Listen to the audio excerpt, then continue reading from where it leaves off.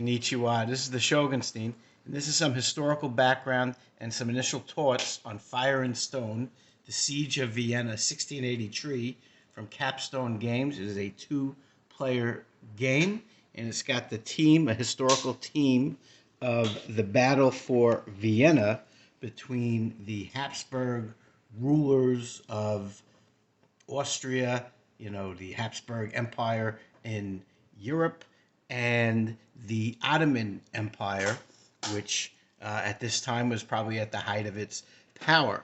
So in Europe, you have the Habsburg monarchy, a very powerful family, and their rivals were the Ottoman Empire. The Ottoman Empire, which started with Osman the First, and then the Ottoman Empire in about 1453 is going to conquer Constantinople, which was the Eastern Roman Empire, or what sometimes is referred to as the Byzantine Empire, but they referred to themselves as Roman.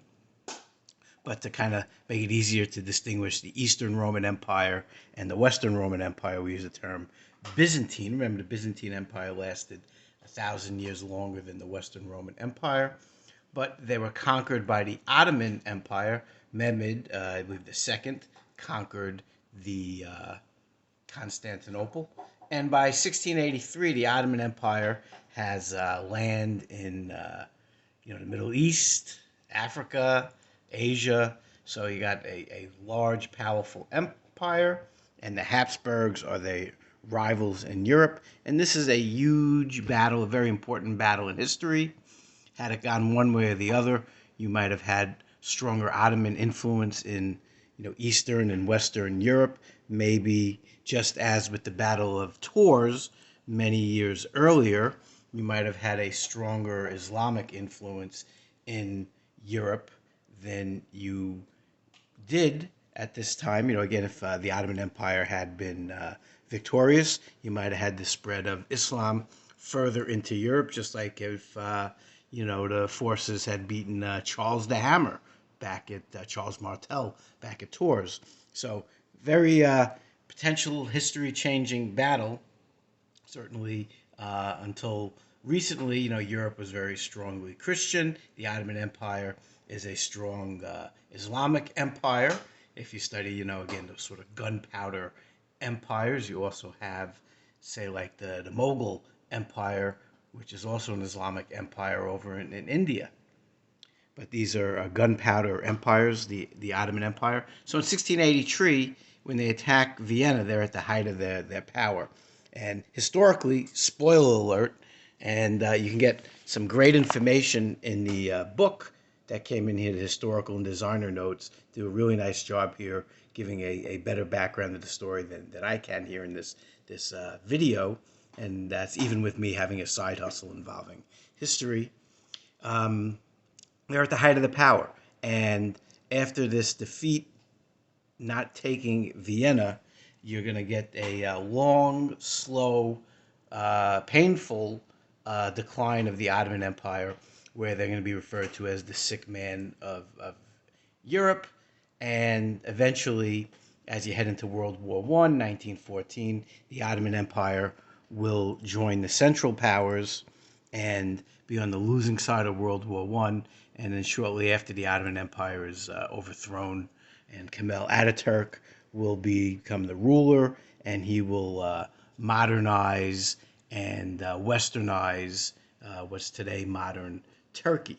So again, had the siege of Vienna gone the other way, the Ottoman Empire might have been a much stronger empire instead of heading into its long decline as the sick man of Europe. Just as in China, you had the sort of the decline of the Qing dynasty, the Manchurians, and they're known as the sick men of Asia, because again, that's going to be a long decline also.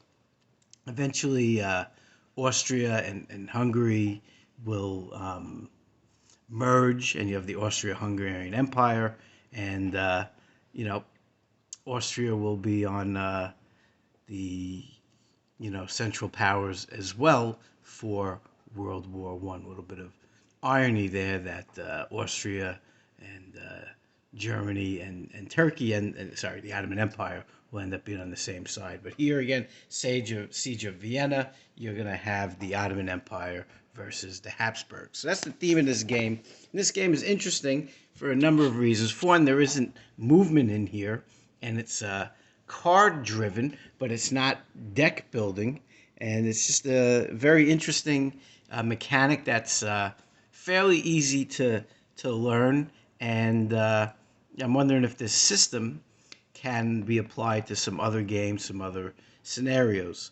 So here again, you got the scenario of the Ottomans laying siege to Vienna, and the game is based on that. And there's a couple different ways that each side can win. And again, it's historic. The mechanics kind of match the history, which is neat. So if you're playing as the Ottoman Empire, for one, you get to go first the entire time, and the Ottoman Empire, can win if they gain control of what's known as the curtain wall, which is over here. They can also, if they gain control of two of the territories, one over here and one over here, or if the Habsburgs run out of soldier cards. And again, it's kind of neat here because you don't have any minis or anything like that, or little cubes. You have the cards representing your soldiers. Or you can win by, reducing the morale. If you get the morale all the way down to the end, you're going to lose. That's how the Ottoman will win. Now, the Habsburgs can win a couple different ways. Some similar in terms of, again, if you can take out all the soldier cards. And what's neat here is the strategy cards, when they're discarded, they're out. And the tactic cards, when you use it, they're out. But the soldier cards, if they're not eliminated, get reshuffled. So it's kind of neat. So if you're playing as the Habsburgs, if you take out all the soldiers and eliminate them, if you get the morale down to the end, you can win. Or if you can just last the 5 rounds of the siege, which is kind of cool also. I also like, and there's luck in here. There's rolling the dice. You gotta roll 6s, which again 1 in a 6 chance. There's some things you can do with the tactics cards that get it down to a 5 or a 6. So that's kind of it's luck. It's luck. Some people don't like luck as much, but I thought it was fun to do that. I like rolling the dice, and you can put. I'm over here now. And also you can put up some fortifications. You can put the stronger fortifications or the more temporary fortifications. You can move your cannon around. And again, there's a little bit of area control too. Keeping control, gaining control of the different territories. But what's neat is you get these tactic cards, which are very powerful. And you only get 5 for the whole game. And again, there's 5 rounds. But each round, depending on how many cards are played, could have a decent amount of turns. So you got to be very careful when you use these tactic cards. But they can be very powerful. And there are different cards, so it gives it some nice replayability. You can, get different cards each time. And also what's neat is the strategy cards have an event. And these events, depending on when you get them, can be pretty powerful if you get them at the right time. However, you could get it at the wrong time. So what's neat is both the Ottomans and the Habsburgs can discard a strategy card, which again means it's not used again in the game, because once you discard a strategy card or a tactics card, they're out. But you can discard this card on your turn, and each side has actions that they could use. So as the Habsburgs, you can basically attack. They call it a sortie. You can fortify, you can barrage, you can mine. There's a neat mine aspect to the game, which has a little bit of bag building here. You can pull shovels out of the bag and you get the mine action. So it's neat. You can do that as the Ottomans. Again, the same thing. You have your card. You can either play the event, and if you don't want to play it as an event, you can discard it as the Ottoman actions, which include entrenching, assaulting, mining, fortify, and bombard. So it gives it an extra bit of tension because sometimes it's easy because you're like, this card's not going to do me any good right now. Other times you get a hand of cards that are really good, but what do you want to do? Do you want to use the event or do you want to use the action? So that's also a neat mechanic. The battle system, again, you got dice, you got cards, you got to factor in your fortifications. It's a neat mechanic. It's not difficult to learn. And again, I'm wondering if they'll be able to apply it to some other scenarios here. So, quite enjoyed this game. Little Shogunstein was not much of a fan of it.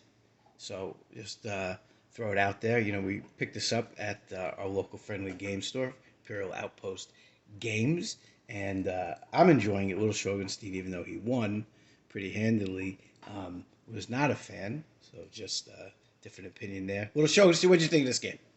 Not great. Okay, so there's the alternate take on it. I enjoyed it, and I enjoyed it again. It's a true two-player game. We usually play two players, so I like two-player games. I really enjoyed the historical background here. And again, this is a pretty important event, the Siege of Vienna. And again, you should maybe compare it to the Battle of Tours. It's something to think about. It's one of those good what-if scenarios. I enjoyed, again, the combat mechanic was neat. And again, I really liked these decisions you have to make with the different event cards. Do I want to use it as the event that's here, or do I want to discard it and get one of my actions? And then, how quickly or not am I going to use my tactics cards? So people that are maybe more experienced, but I don't have a lot of war games. I don't have those Avalon Hill, GMT, heavy war games. So someone that's heavily into war games, probably this might be too light or maybe too luck based. But for me, someone that doesn't have a lot of war games, I liked it. Again, I'm a fan of Risk. I'm a fan of 1775, that sort of dice rolling combat. So I like it. No complaints from me. But I could see where someone that really likes more strategery maybe would think this is too luck based or too light. So probably for some people it would be more entry level if they're heavier into this sort of war gaming. For someone like me, this was fine. This is the right weight, and I like the historical theme, how it works in. I enjoy reading the text. Again, Little Shogunstein was not so much a fan of the text. I enjoyed, again, I have a side hustle in history, and I enjoyed, again, that not only did I have a game here, but I got a nice little little magazine here on the actual battle. And after my disappointment in Capstone's Catherine the Great game, which was on my list of my least favorite games of 2022, I'm glad they came back with this. Again, historical theme, but there's a lot more to it. The Catherine the Great game, which actually was probably the same amount of money or close, hardly had any components, didn't have any kind of historical, background to it. So I think this is a much better value for your money. Again, you get a lot of dice, you get no fortifications, you get your little cannon. The board is nice. I sort of had a play mat that you could buy for this too. I don't necessarily need a play mat, but those people that like play mats, there is one also. So neat little game, and again, for two players, we mostly play two-player games, so it's always nice to have a true two-player game. I really thought they worked in the history here very well, and I thought the mechanics are interesting. And this is an important time in history. The you're heading, as you're heading into 1683, you're not that far away from Napoleon and the French Revolution, which is really going to change up Europe. So, Fire and Stone. This is some initial thoughts and some historic background, and so far I'm enjoying it. Little Shogunstein, not as much, but he doesn't have a side hustle in history. And I'd be curious again. I'm be curious to see if they can take this mechanic, sort of like the series with 1066 and the 1815. I like how they have that system that again with you had the you know the William the Conqueror 1066, and then they had the Siege of Malta, and then they had the new one, the Waterloo, where they take that same mechanic and they just change the scenario around a little bit and change the cards to match the history a little bit. I'm hoping that they can do the same thing with this system. And again, it seems simple, but when you have that hand of five and you're just wondering, what do I do with the card? Do I play it? Do I use it as the action? I think that's really neat, and keeps things. You got to be sharp. You got to have some strategery here, and so I'd be curious to try some different strategies out. And as we play this more, it'd be interesting to see maybe morale. Maybe that's the best way to win. Or maybe eliminating the soldiers is the best way to win. Or maybe, again, if you're playing as the Habsburgs, hanging on is the best way to win. So we got to get some more games in to see how that works out. But interesting game so far. Interesting history. This is the Shogunstein. And this was Fire and Stone.